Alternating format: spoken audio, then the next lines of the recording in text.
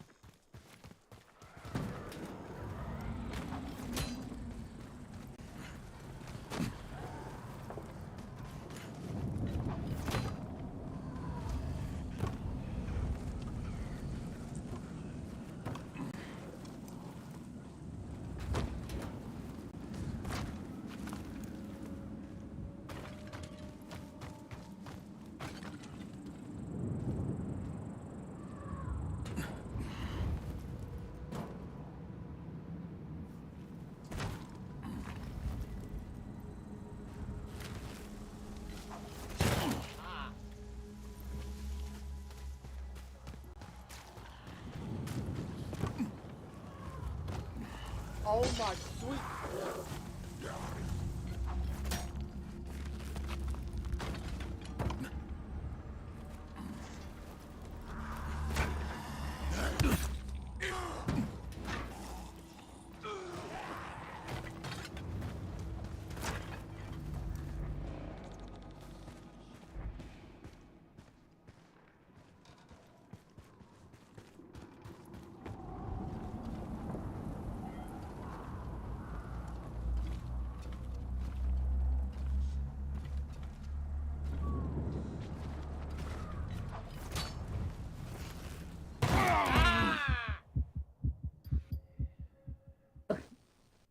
This grapple hook sucks, man. This does not doing what this is supposed to have me like Spider-Man in here, bro. It ain't making no sense.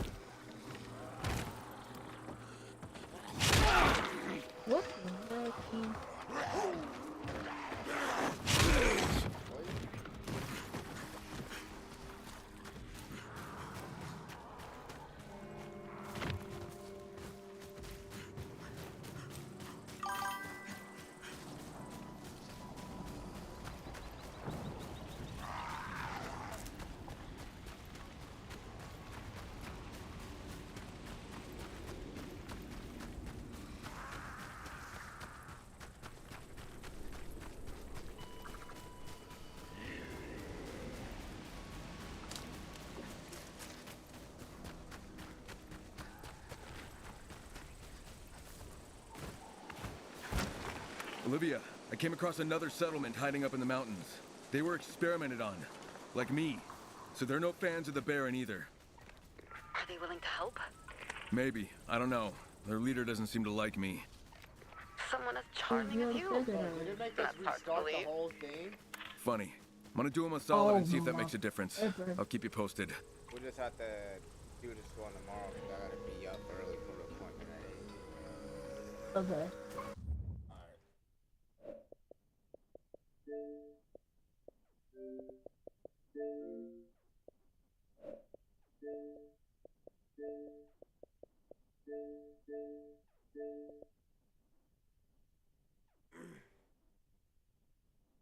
Won't even let me leave the party.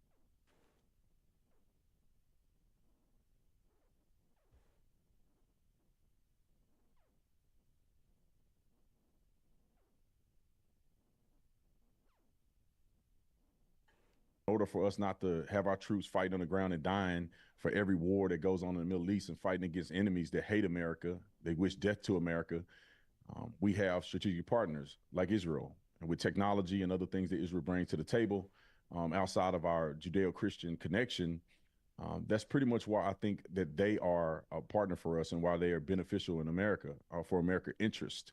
And we can see that on a lot of scales. We'll get to it in as we go through the conversation. But there's many fights, wars, and battles that America don't have to fight because we have Israel. Fair. My argument to that would be, I think that they have brought on a lot of the wars and the problems that we're currently dealing with. For example, right? We know for a fact that Israeli intelligence was out there during 9/11. And 9/11 spurred the entire war on terror that we're still dealing with to this day. Israeli intelligence were the ones that basically gave us the botched information about the weapons of mass destruction. When you look at all of the architects for the Iraqi war, almost all of them from PNAC and the people that authored the Clean Break Memo were all Jewish Zionists, right? Dual allegiance Jewish Zionists. From, Bill Kristol to Douglas Feith to Daniel Pearl to Wolfowitz, all these guys, all the architects of the Iraq war, we're all Jewish neocons. And I think that they've caused quite a bit of problems for us with this war on terror. And if it had not been for our interventionist foreign policy, which is structured by Jews, we wouldn't have the problems that we have now with the Middle East. I think that the only place I disagree with, and I think we agree on the fact that we shouldn't be fighting endless wars and stupid wars that don't benefit America's interests. Agreed. And I think we did get dragged into a war. But the difference in what you believe and what I believe is that I don't think it's solely the responsibility of Zionists and responsibility of people from the Middle East or Israel. We have our own intelligence, we have our own military, and we have enough common sense to fight our own battles if we deem necessary. We don't engage in every single war that comes up and every single war that is beneficial for Israel, right? We're not fighting in Gaza, and we had limited capacity to fight in Iran. We're not fighting Hezbollah. We're not fighting any of these other front wars that Israel is fighting currently. We're not putting boots on the ground and doing any of that. Mm-hmm. So we have strategic positions in those, and we're not ignorant. And people act like somehow our military personnel don't have common sense. We fought that war in part for a benefit for America. And I don't believe that it benefited America as much as the warmongers would have liked it to, but it was an American's decision to do that. Israel didn't even help in the war in Afghanistan and Iraq. They didn't help in any of it. They didn't have boots on the ground. Yeah, and they're the ones that got us in. That's what makes it so bad. Well, they shared intelligence with us, but they didn't fight in the war. So a person can say in part, bad intelligence. We can say bad intelligence, but at the end of the day, the onus is on our people. Just because they come with intelligence, we don't verify intelligence. We don't make our own decisions. I don't think that's a fair statement. I think that you could say that they've given us bad intelligence. And if so, our government was responsible for taking those intelligence and running with it. Our government was the one that spent hundreds of billions of dollars, trillions of dollars in a war, and we were there for 20 years. We didn't ask Israel to help us whatsoever other than intelligence. So I think that we have to hold a bag on that. Yeah, well, okay, fair enough. Members of our government made really bad decisions. But let's ask, why did they make those bad decisions? Because they're Jewish, and they have an affinity and a desire to support Israel. A lot of these neocons that I'm talking about from the Bush era in the early 2000s are Jewish, right? Let's just be honest here that Jews have an affinity to the land of Israel, and that makes them have dual allegiance. That creates inherent problems. And the reality is that they've had this strategy since 1996, since Benjamin Netanyahu took office after Yitzhak Rabin was assassinated, which many suspect he was killed by a Likud, well, not even suspect, he was killed by a far-right Likud party member who people to this day, to include Yitzhak Rabin's widow, believes he was the one that was behind him being assassinated because he struck the Oslo Accords, which would have been the framework to a potential two-state solution. So Netanyahu gets into power, and then a bunch of framers write the Clean Break Memo in 1996. And in that memo, it illustrates all of the Middle Eastern countries that they want to take over. Iraq was at the top of the list. And then you fast forward to the year 2000, PNAC puts out a paper, Project for a New America. In that paper, they say they're going to have a Pearl Harbor-like event. They would need that to institute some type of regime change. And then, bam, a year later, 9/11 happens. We have Israeli fingerprints all over 9/11, from the people that were in the towers, from the people that did the insurance policy and owned the buildings, to Israeli intelligence overseeing it and taking pictures and documenting it, art students that were in the country for multiple months or a year. And this is all factual. This isn't even conspiracy theory. Right, no, We just no, have all it this is. stuff It that's is. there. It is. Some of it is conspiracy, Well, right? let me just finish real quick. Let me just finish real quick. Ahead. So you have all these fingerprints, right? These Israeli fingerprints. And then next thing you know, after 9/11 happens, we're going to war in Iraq. Where did that intel come from Iraq? It came from, them making the lie, saying that Mohammed Atta, the lead hijacker, went ahead and met with an Iraqi intelligence official somewhere in Asia, and they passed anthrax to each other. And then Netanyahu came to the United States and said, hey, if we take out Saddam, there's going to be positive reverberations all across the region. And then we went to war in Iraq, and it didn't benefit us whatsoever. It cost us, trillions of dollars. 1 million people died. Soldiers died. And I think America got smarter and didn't do boots on the ground now, because it would have been so heavily, disavowed. But there's so many different things here where Israel creates problems. Well, this is the thing. If you want to say it was a joint venture that went south, then I wouldn't disagree with you that it was a joint venture. But to blame Israel and blame the Jewish people or Jews for the entire scenario, I think is disingenuous. The commander in chief. I'm not blaming all Jews. I'm blaming the Jews that were in power that wrote this stuff. The Jews are in power, but you got to understand, unless you are saying that George Bush had absolutely no he had no fight in the game, or he had no say in what we do in the military as the commander in chief of the United States military. You have to act as if somehow he don't have any say, or he's not responsible whatsoever. Well, that's almost obfuscating responsibility from the bad policy positions of our own government. No, you're right. If you want to say in a joint venture, and there's two sides to think about it. You could say in a joint venture, in good faith, they acted and it was wrong, or you could say in a joint venture, they acted in something that's not in the best interest of America. We're not in the business of doing regime change, and our government was a part of that. So I think we agree that Afghanistan was a catastrophe. I think we agree that we shouldn't have been in Afghanistan and Iraq the way we had been, and our government was wrong for that. But to obfuscate responsibility and act as if it's just the Jewish leadership and the Jews are running America and the policies and all of their intel, we just take at face value with no type of resistance whatsoever. I just don't think that that's the case. If you want to argue that Jewish influence had a part in it, of course it did. Of course they were our allies. That's precisely the problem. You have American politicians that are Jewish that are putting the needs and the needs of a foreign government. Americans. No, every politician is not just Jewish. No, well, I'm not saying every politician. I'm talking specifically. I'm saying you got to say the entire Congress, out of Congress that approve wars. Especially in both House and Senate. Let me explain. How many Jewish people were involved in that? Almost all the framers, all the people that are pro-war, right? The people that were the decision makers. Remember, and let me say this too. Bush was effectively asleep at the wheel with the whole war and the war on terror. Bush was extremely inexperienced, incompetent. It was Dick Cheney that was running everything. And under Dick Cheney... Dick Cheney is not a Jew. No, I know. But everyone underneath him, right, that were the framers of the war, right, were either hardcore Zionists or Jewish. Okay, let's make a difference there. Are you saying that your argument is Zionism and Zionist? Or are you saying that Jews are the problem? It was both Jews and Zionists. The ones that aren't Jews are super pro-hardcore Zionists. So, but the reality is, but that's a problem. That's a big problem. I think the problem is that, how is it a problem if you want to say that unwavering loyalty to Israel, in a part that affects America negatively without any due diligence, that is a problem. I agree with you.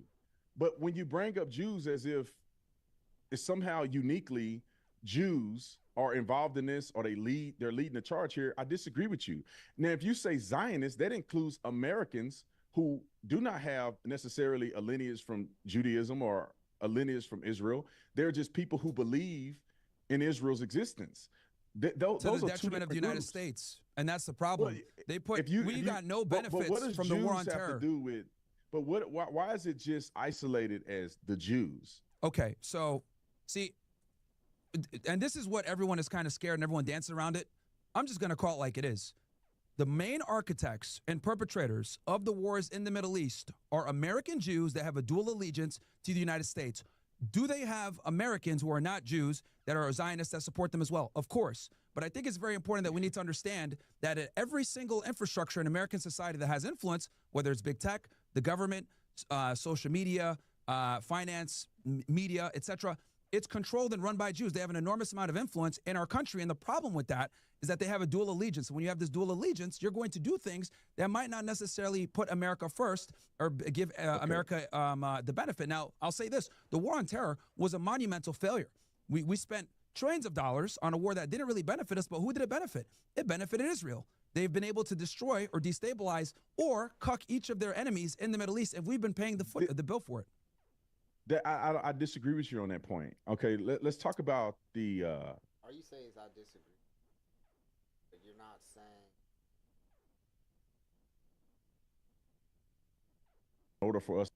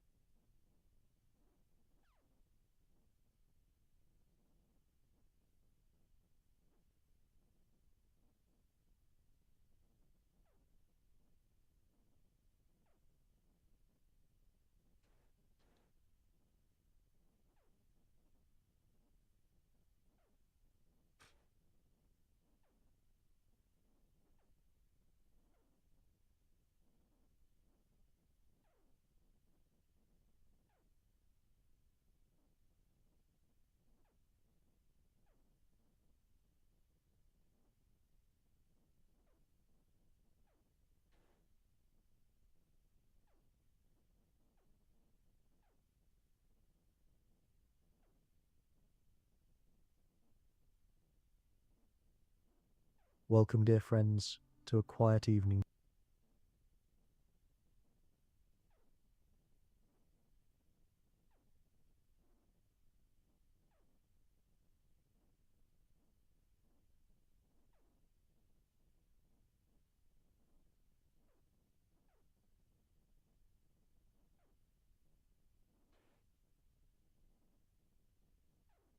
In order for us not to have our troops fighting on the ground and dying for every